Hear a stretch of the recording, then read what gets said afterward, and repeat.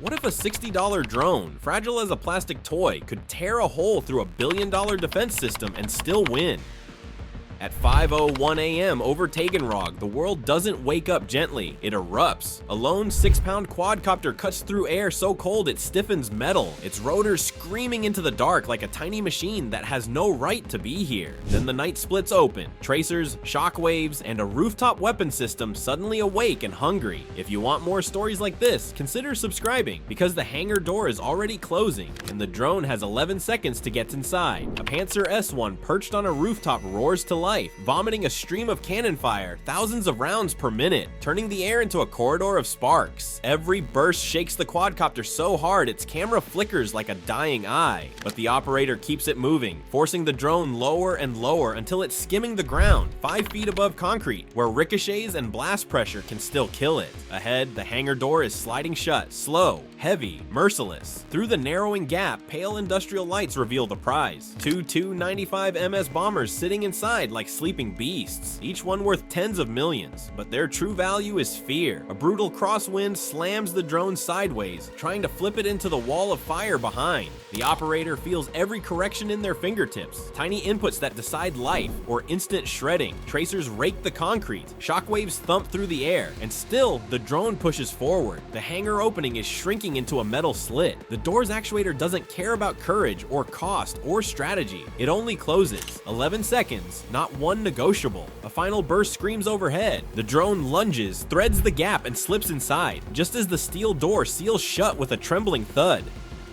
Outside, Russia keeps firing at ghosts. Inside, a different countdown begins. The moment the lead drone disappears into the hangar, the rest of the swarm commits. 18 FPV units, each barely 2.8 kilograms, plunge forward into the most lethal geometry of the mission. A narrow approach corridor saturated with sensors, overlapping fire arcs, and layered engagement zones. The Panzer reacquires fast, too fast, spinning up twin 30mm cannons until the recoil becomes a physical force. A rolling hammer that jitters the turret by fractions of a degree. That detail matters, because the drones aren't flying straight. They're carving through industrial terrain, smokestacks, frames, pipes, using every structure as a shield. They aren't trying to outgun the system, they're trying to outtime it. 6 smokestacks stand like pillars, spaced just far enough apart to create a deadly wind tunnel. Crosswinds whip between 28 and 32 knots, and pressure drops form micro vortices that can shove a drone sideways in a single violent burst. One operator watches his IMU spike, hard lateral force, then forces the drone under a low frame with barely a meter of clearance. Sparks snap off metal as rounds chew through the yard, but fire has limits, and the Panzer is burning itself out. After roughly half a minute of continuous firing, the Panzer's barrels overheat. The system hits a mandatory pause, an automatic cycle to feed fresh belts and prevent catastrophic failure. It's not a mercy, it's mechanics. But to the attackers, it's a gift measured in seconds. In that brief gap, surviving drones surge forward, faster, lower, crossing space that would have been impossible under full cannon fire. And Russia escalates. The Krasuka 4 electronic warfare module ignites with a surge of power, flooding control bands with interference. Security lights pop, screens dissolve into static. Telemetry collapses so fast it feels like someone cut reality out of the air. One drone, blind and drifting, clips a steel vent and vanishes, but the rest don't panic, they adapt. Their radios begin frequency hopping, scattering tiny data fragments upward like shrapnel made of information. High above, a relay platform catches the pieces and rebuilds a clean stream. Control restored in pulses, then seconds, then stable lock. It's messy, it's imperfect, but it's enough. Because ahead, the hangar door is now open just enough. Half open, low, cruel, and the surviving drones slip under it into a world where physics becomes the enemy. Inside the hangar, air doesn't behave like air. It's a vortex, dust spiraling, pressure pockets forming near rafters, cross currents snapping without warning. Each drone fights to stay level, burning battery fast from constant micro corrections. Russian ground crews freeze for a half second, then chaos ignites. A soldier fires burst down the aisle. In tight steel geometry, ricochets rebound unpredictably, showering sparks across the concrete. Another guard raises a manpads, useless here. Minimum range too long for a room this short. The drones ignore the gunfire. They aren't hunting people, they're hunting chemistry. The first FPV slams into a rack of industrial oxygen cylinders positioned beneath the left wing wing of a 295 ms. The shaped charge detonates into a thermal jet, white hot, slicing open cylinders and tearing into the wing root in the same breath. Above it, fuel stored inside the wing begins to vaporize. Then the vapor meets an oxygen-rich plume. Ignition is instant. The explosion isn't a sharp crack, it's a swelling pressure wave that rolls across the hangar, knocking tools, crates, and men off their feet. Heat climbs fast, numbers that rise too quickly to be processed, turning normal procedures into irrelevant words.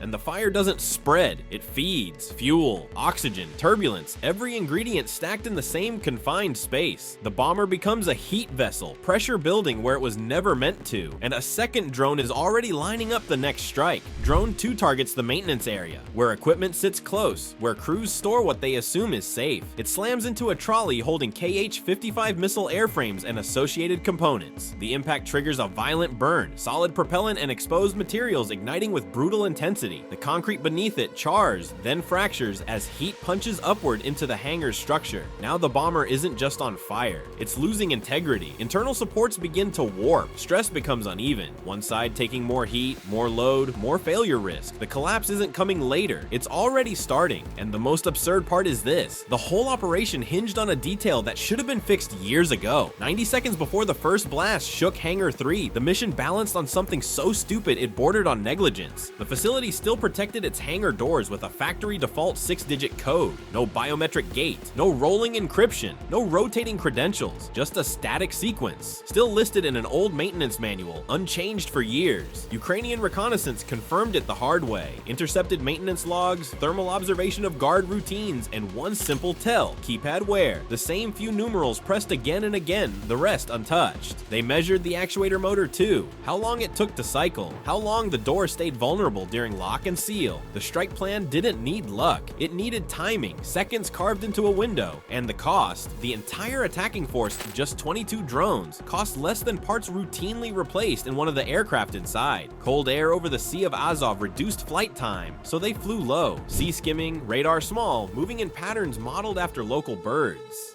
Russian operators saw clutter, but clutter doesn't guess your door code. Clutter doesn't slip inside. These drones did. Outside, the broader air defense grid finally wakes up to the scale of the intrusion. A high-end radar filters out sea clutter and locks onto the swarm, but it doesn't see dozens of tiny drones. It sees one dense object, almost like a low-flying cruise missile. The S-400 battery reacts instantly, launching a heavy interceptor worth millions at a cluster of plastic and carbon fiber. The missile accelerates so fast it feels unreal, then overshoots, its proximity blast detonating just far enough to miss the core, but close enough to snap arms, flip drones into the water, and black out multiple pilot screens. For a moment, it looks like the swarm is breaking. Instead, it fractures on purpose, splitting into microclusters, scattering like shattered glass. And in the recalibration delay, enough survivors cross the last ring. Inside Hangar 3, the firestorm is already rewriting metal. By 5:04 a.m., the bomber is no longer an aircraft in the normal sense. It's a heated structure carrying fuel in places that are turning into vapor traps. JP-8 pools and climbs, drawn upward into rafters by convection, mixing with oxygen and turbulence until ignition becomes inevitable everywhere at once. Thermal alarms rated for far lower thresholds deform, then melt, plastic turning to ribbons. Electrical conduits warp, sealants soften, microfractures spread along internal spars as temperatures surge into ranges that erase safety margins. The propellant fire from the maintenance area sends a vertical plume upward, hammering a roof truss with sustained heat until its strength falls in seconds. The bomber's wing begins to sag, not dramatically at first, but with the slow certainty of material giving up. A deep metallic groan echoes through the hangar, then failure arrives. The starboard wing buckles under asymmetric stress. A massive engine assembly, tons of rotating machinery, breaks free and crashes to the floor, flattening benches and rupturing lines. Fuel spills into the inferno, feeding a fire that now stretches across the hangar.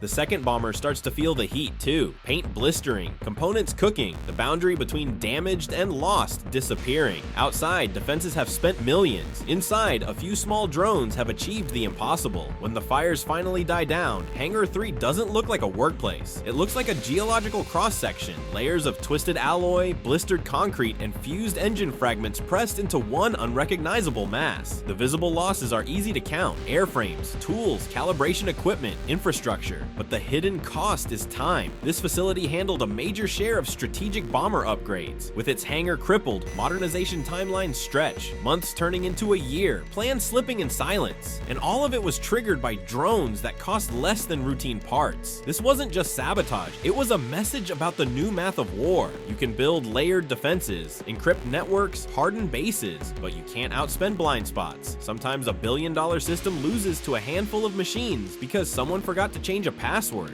and the attackers refused to blink. So after seeing a swarm this small shatter a fortress this large, what do you think the next weakness will be? Let me know in the comments.